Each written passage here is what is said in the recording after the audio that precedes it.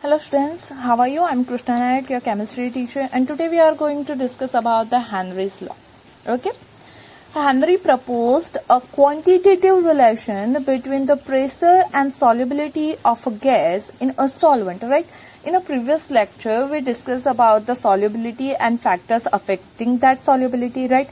And then we discussed that the solubility is also depend on the pressure, and the relation between the pressure and solubility is given by the Henry, right? Means Henry give a quantitative relation between pressure and solubility, and it's known as this relationship is known as the Henry's law, right? Now the statement of this Henry law is the solubility of a gas in a liquid at a constant temperature is directly proportional to the pressure of the gas, right? The solubility is directly proportional to the pressure of the gas. Means if we increase the pressure, the solubility also going to increase. If we decrease the pressure, solubility also going to be decreased, right? Means they are in the directly proportion, but at a constant temperature. If we change the temperature, the relation between that pressure and solubility will also change, right? Means we can say that the pressure is directly proportional to mole fraction. X is a mole fraction. We studied the solubility terms or concentration terms in the second lecture, right? There is a 10 different term for the solubility. From these all terms, Henry chose that mole constant, mole fraction. He chose a mole fraction, right? So this is a mole fraction, and which is nothing but the solubility of that gas, right? Means pressure is directly proportional to solubility or mole fraction. Now if we remove that proportion sign, we have to add some constant. So he add KH, right, as a constant. So we get the formula P is equal to KH into X. It's the Henry law formula, right? And we will use this formula for a numericals. Now here P is the partial pressure of gas, right? Pressure generated by the gas. X is the mole fraction of the gas, right? And KH is a Henry law constant, right? तो ये क्या हो गया हमारा Henry law, जहां पे बोला गया है solubility is directly proportional to the gas, right? And KH is a Henry constant. Now if we see that graphical representation of Henry law, first of all write that formula P is equal to KH into Y. If you compare this formula with the straight line formula, right? Y is equal to mx plus c. Here there is no c, means we can say that the line of that graph will be passed from the origin. सही है, के graph कहाँ से पास होगा? Origin में से होगा, और वो स्ट्रेट लाइन के जैसा हमारा ग्राफ है, तो वो हमें क्या ओरिजिन से पास होती हुई एक स्ट्रेट लाइन मिलेगी. किसके लिए? हेनरी लॉ के लिए. Now here we have to compare that P with the Y and X mole fraction with the X. So if we plot a graph of pressure versus mole fraction, right? हमें y axis पे क्या लेना है? Pressure, और x axis पे लेना है mole fraction.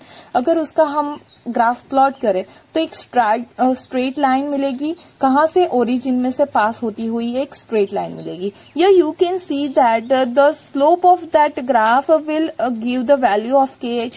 Means उसका अगर हम उस ग्राफ का स्लोप फाइंड आउट करें तो वो वैल्यू किसके अकॉर्डिंग होगी? तो हमारे हेनरी कांस्टेंट के अकॉर्डिंग होगी. सही है, हेनरी लॉ कांस्टेंट है, उसकी वैल्यू किसके अकॉर्डिंग होगी? स्लोप के अकॉर्डिंग फाइंड आउट कर सकते हैं. तो ये हो गया हमारा graphical representation of Henry law, right? Now discuss about the Henry law constant. Now unit for the K is atom or bar, because we having a formula P is equal to KH into X. Here mole fraction having no unit, so unit of pressure is also unit for the KH. So unit for the Henry law constant is also a unit of a pressure, which is atm or bar, right? Now, or we can say that it's also can be represented in a Pascal, right? Now, if KH means Henry constant increases with the increase in the temperature, अगर हम during reaction क्या करेंगे, temperature increase करेंगे, सही है, तो क्या होगा, सॉल्युबिलिटी तो डिक्रीज होगी, लेकिन क्या होगा, इंक्रीज करने पर टेम्परेचर जो प्रेशर है वो तो इंक्रीज होगा. तो अगर सॉल्युबिलिटी डिक्रीज हो रही है तो किसी एक को तो क्या होगा, इंक्रीज होना पड़ेगा. तो क्या इंक्रीज होगा, हमारा हेनरी लॉ कांस्टेंट इंक्रीज होगा. Means with the increase in the temperature KH is also increases, right? Now value of the KH is different for the different gases के. अगर डिफरेंट गैसेस है तो उसके लिए KH की वैल्यू क्या होगी, डिफरेंट होगी.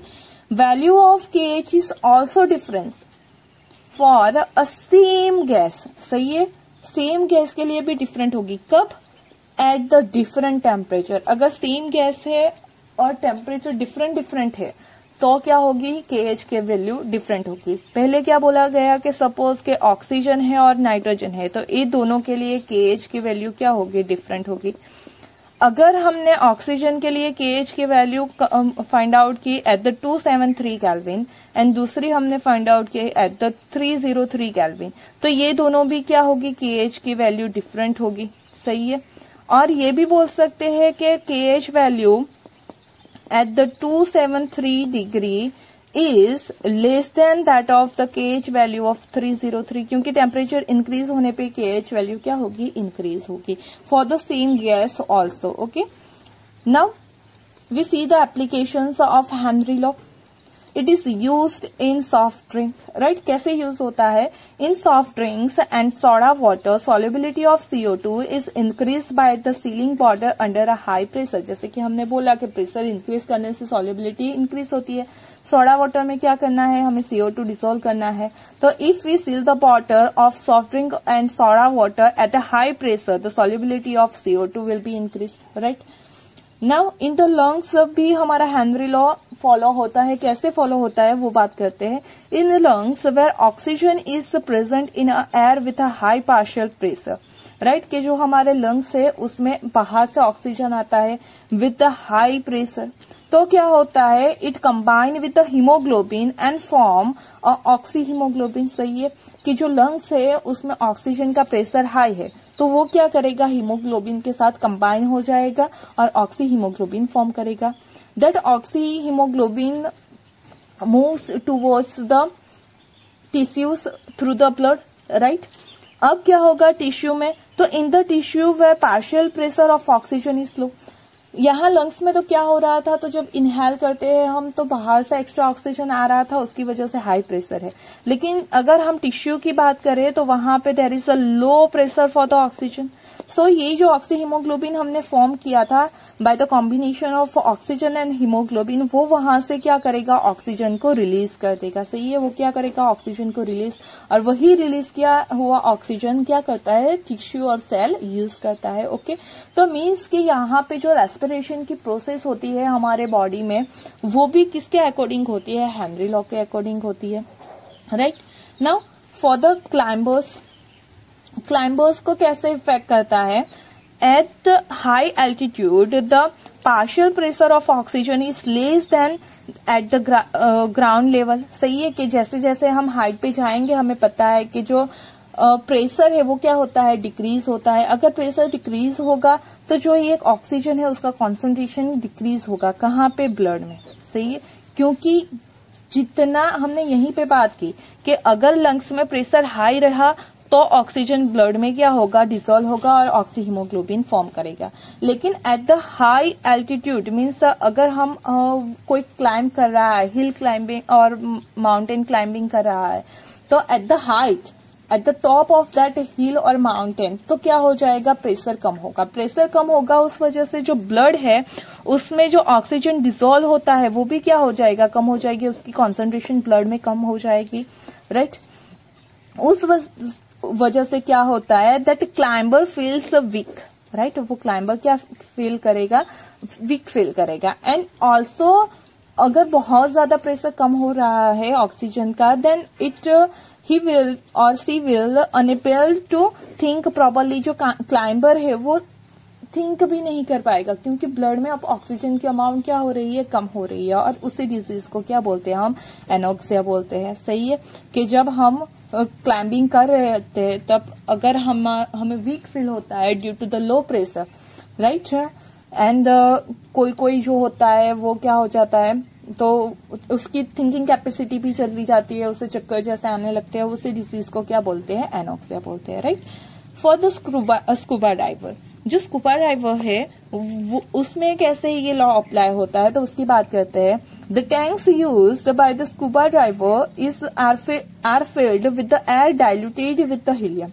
कि जो स्कूबा डाइवर्स है, स्कूबा डाइवर मतलब जो सी में या वो मतलब डीप में रिवर में जो जाते हैं, सही है, उसे क्या बोलते हैं, स्कूबा डाइवर्स बोलते हैं। तो वो जब अपने साथ ऑक्सीजन टैंक ले जाते हैं, सही है, तो जो ऑक्सीजन टैंक होती है वो एयर को डाइल्यूट करके फिलअप की जाती है। उससे क्या करते हैं, एयर को डाइल्यूट करके फिलअप की जाती है।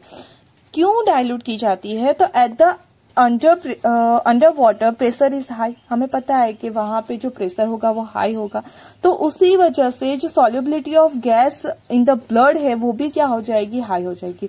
क्योंकि अंडर वाटर प्रेशर हाई है तो सॉल्युबिलिटी भी क्या हो रही है, हाई हो रही है। अब क्या होगा, when ever they come towards the surface, जब वो बाहर आएंगे तो जो सॉल्युबिलिटी है वो डिक्रीज होगी, ग्रेजुअली वो क्या होने लगती है, डिक्रीज होती है।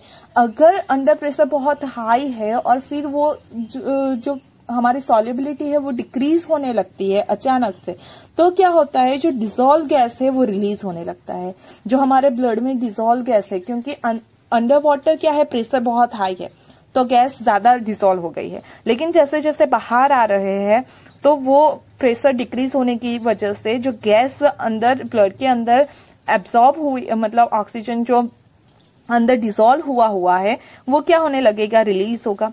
और अगर एयर रिलीज होती है तो अचानक से हमारे ब्लड में से टिश्यू के अलावा तो क्या होता है, उसमें बबल्स फॉर्म हो जाते हैं। किसके, नाइट्रोजन के बबल फॉर्म हो जाते हैं। ओके, क्योंकि एयर में ज्यादा पोर्शन किसका होता है, नाइट्रोजन का, तो वो एयर के बबल फॉर्म करता है। और it can stop our capillaries and all, so it's very dangerous for the life, right.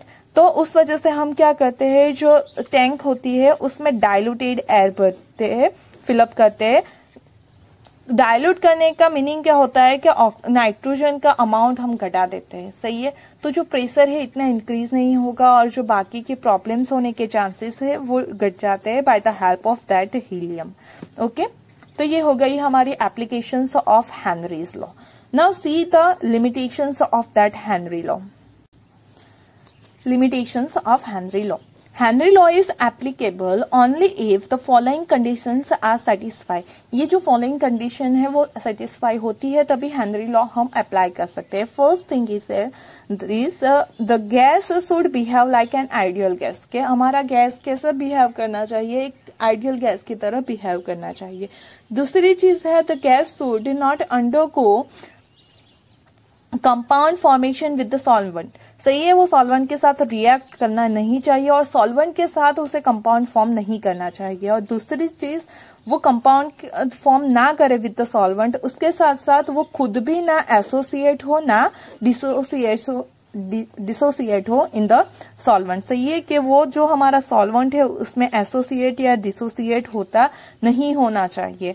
तो ये हो गई हमारी limitations of Henry law. Hope you understand about the Henry law. If there is any query related to that you can ask me, right. Thank you for watching this video. If you like that then press the like button and subscribe it. Thank you.